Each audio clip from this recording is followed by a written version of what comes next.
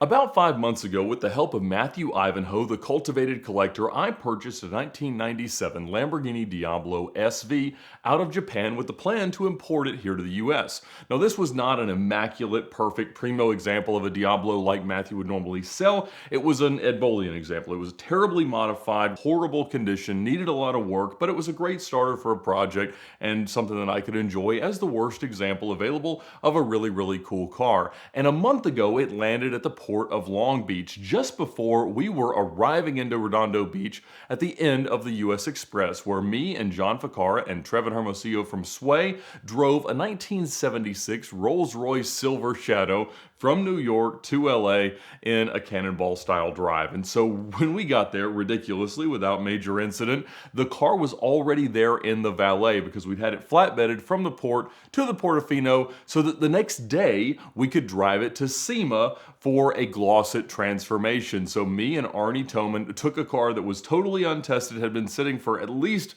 5 or 6 months, probably years prior to that. There was no real evidence that the car had been driven a whole lot, to drive 4.5 hours that turned into 5 or 6 hours in a crazy journey that I chronicled in a video that we released just a short time ago. But the car was going to SEMA for, as I said, a transformation with Glossit. Now, you may have seen the SLR transformation that they did. They came here to Atlanta to totally go through and amazingly transform my Spiker. And so in working with them this year for their sponsor deal for VINwiki, we were looking for another car that was just a different way to highlight what they do. And to celebrate that partnership continuing, I got Rich and his team at Glossit to bring back their best special ever. They have a bundle offer for their top 3 detailing sprays, and all of them are amazing, but it kind of gives you the chance to try them all out, see which one you like the best, and then order some more of that. So for me, I love their ceramic detail spray, but the Gloss Envy, the Gloss Enhancer, it's all amazing. So check them out now at the link in the description below for a special bundle price to try them all out. I know that you'll love it. And to make it even a little bit more fun, I had Travis Bell from Celebrity Machines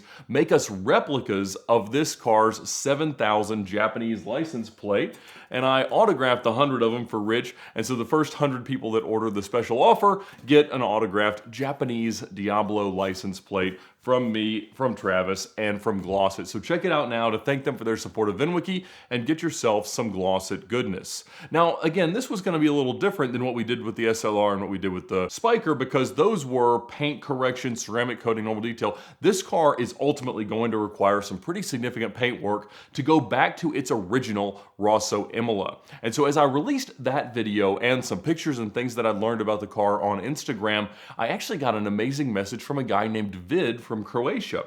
And he had a ton of pictures of this car sort of in period. Now, a lot of us are familiar with the Club Amnesia or the Yakuza style modified or the Itasha cringe style modifications that we see on Japanese cars. And the Lamborghinis are the most extreme examples of this trend.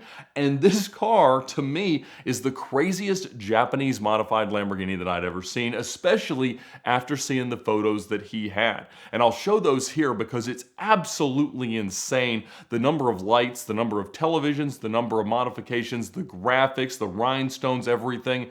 And it was just crazy to see because that wasn't exactly the condition that I found it in, as we had a Lemon Squad style inspection done of the car in Japan before Matthew and I bid on the car.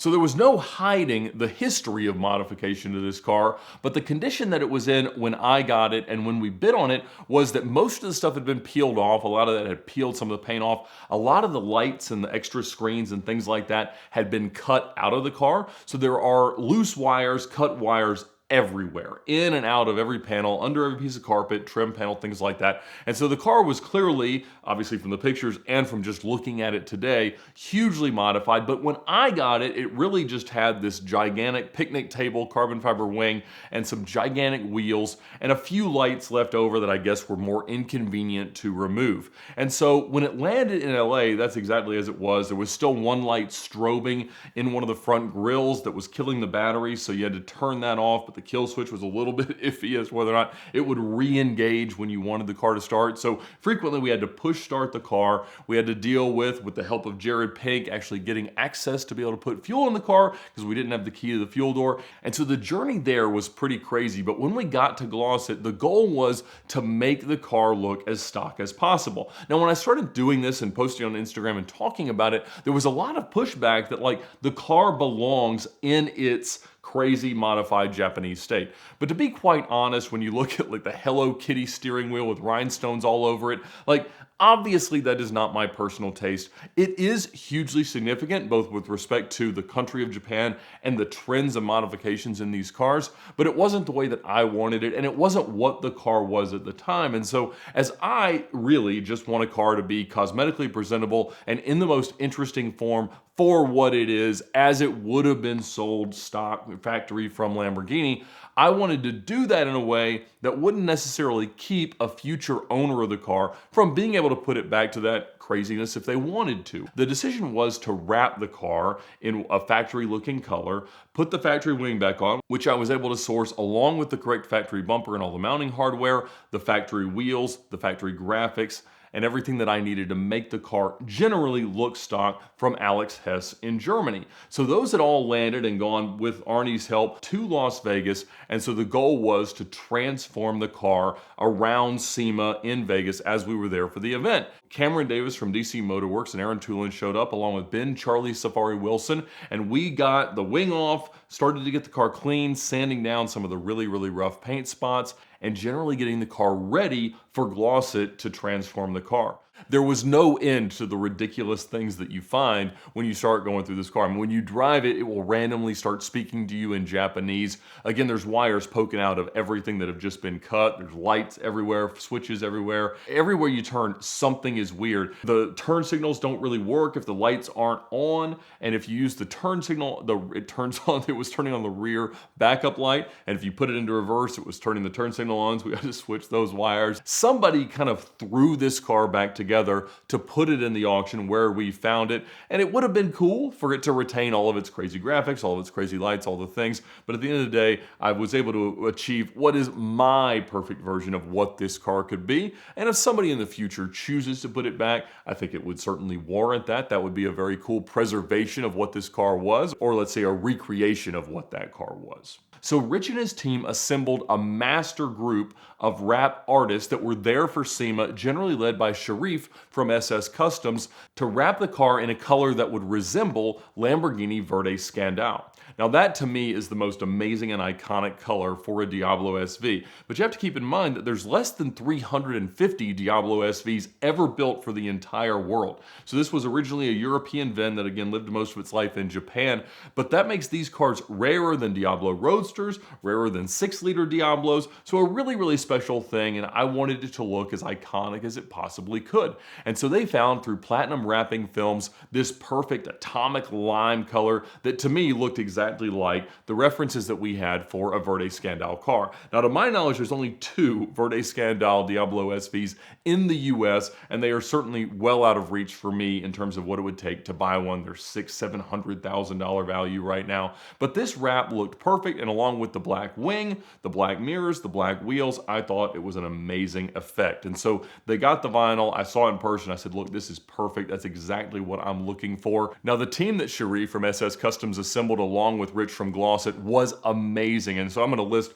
all of their accounts on Instagram. Go give them all a follow, and if any of them are local to you, be sure to check them out for some amazing wrap work. They did awesome work both in the time constraints and in recreating exactly the effects that I was asking for with this car. And in the matter of just a few days, it looked pretty much exactly as I wanted it to. We had some issues because it has a Kreisig exhaust, exactly just like the blue Mercy does that I just got. And so it's an awesome exhaust, but the way they had articulated it, we could not install the rear bumper there without cutting the exhaust in order to re-weld it and make it fit. And so we decided to do that once the car got back to Atlanta. But they turned the car Verde Scandal. I thought it looked fantastic.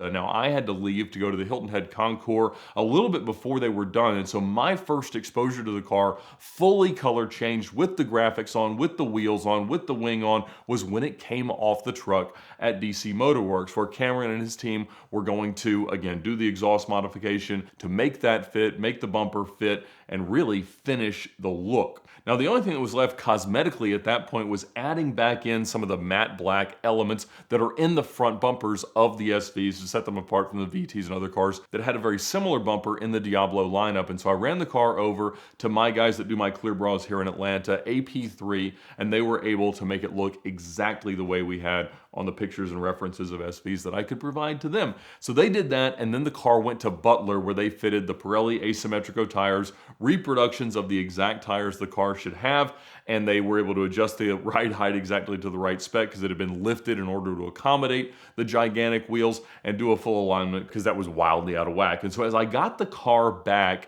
it drove perfect. It looked exactly the way that I wanted it to. It was a quick and dirty color change, but the car looked exactly like my vision of what the perfect Diablo would look like. And so I was over the moon. And when I drove the car to Vegas, I was surprised by a couple of things. The first was that I fit. And when we got the car up on Cameron's lift, we could actually see some indentions in the floor under the seats that seemed to lower the seats in this car just a little bit. And they're not exactly the right SV seats. I'm not sure what they came out of, but it was a different setup than I'd ever been in. And it's the only Diablo that I've ever driven that I do fit in. My full expectation was that while we were at the Portofino, we were gonna have to pull the seat out, put it in the back seat of the Rolls, and I was just gonna have to sit on the floor, maybe on some pillows, in order to fit in the car to drive to Vegas. But that wasn't true. I fit fine with the seat in the car. I mean, my head's still touching the roof, but not in a way that was wildly uncomfortable. So I fell in love with it for that reason, but also the car just drove amazingly well. It's got about 45,000 miles, obviously in kilometers, 72, 73,000, give or take. But the car drove wonderfully. It wasn't rattling. It was making great power. There's no lights on the dash. It was perfect. I was expecting that the car was going to be a lot of fun for a short time, that it was going to make some great content, have a great story, some amazing pictures of it back in its Japanese modified days, but I honestly found myself falling in love with the car a lot more than I ever expected to. Now, of course, that poses a significant problem because I am well out of room. I've got 5 cars in my driveway. Some stuff has to get sold, and sold very quickly. And so before too terribly long, you're going to see some no reserve Ed Bolian car auctions up on Sotheby's Motorsport, just so I can get them out, and hopefully the army of audience from DuPont Registry and Motorsport Network and RM Sotheby's and Sotheby's can come together to put good numbers on my stuff so that we'll have some more firepower to buy some more stuff into the new year. But at the end of the day, I think I've got 11 or 12 cars at the moment. Far too many, so many of them must go. Soon I'll do a garage update with just going through the current status of every one of the cars. Pretty much everything is right here, I guess, except the S55 that's still in the Miles Through Time Museum. And so we'll talk through all the cars, talk about what's going to be sold, but something's got to go. But really, I hope it doesn't need to be the Diablo because I love it so very much. So again, thank you so much to Glossit for supporting VINwiki this month, and check out now their link in the description below for their special discounted detail spray bundle. You'll get their 3 best detail sprays and decide which one you love the best. Honestly, they're all great. They're the best way to keep your car looking awesome, especially if it's wrapped like this. It's the easiest thing to spray on, wipe it off, and it looks amazing. And if you're one of the first 100 people to respond, you'll get one of these autographed by me, a recreation of this car's 7,000 license plate. So check them out now, get you some Glossit goodness, and thank them for their support of VINwiki.